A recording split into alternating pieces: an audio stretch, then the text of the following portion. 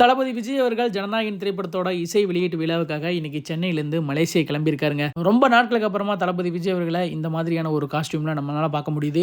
Last time இல்லையா தளபதி விஜய் அவர்கள் இனிமேல் சினிமாவில் நடிக்க மாட்டேன் அப்படின்னு சொன்னதுனால இந்த ஆடியோ லான்ச் மிகப்பெரிய லெவலில் பிளான் பண்ணியிருக்காங்க. கிட்டத்தட்ட 80,000க்கு மேல வருவாங்க அப்படிங்கிற மாதிரி சொல்லப்படுதுங்க. நெல்சன் லோகேஷ் கனகராஜன் சொல்லிட்டு விஜய் அவர்களுக்கு ரொம்ப க்ளோஸ் ஆன நிறைய பேர் பார்த்தீங்கன்னா இந்த இசை வெளியீட்டில் கலந்துக்க போறாங்களாம்.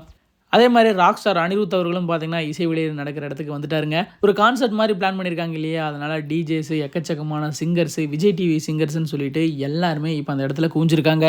ஆடியோ லான்ச் நடக்க போகிற இடத்த நிறைய ரெஸ்ட்ரிக்ட் பண்ணியிருக்காங்க. அது மட்டும் இல்லாமல் ஆடியோ லான்ச்சுக்கு வர்றவங்க இருக்காங்க இல்லையா, அவங்க நிறைய விஷயங்களை கொண்டு வரக்கூடாது அப்படிங்கிற மாதிரியும் சொல்லியிருக்காங்க.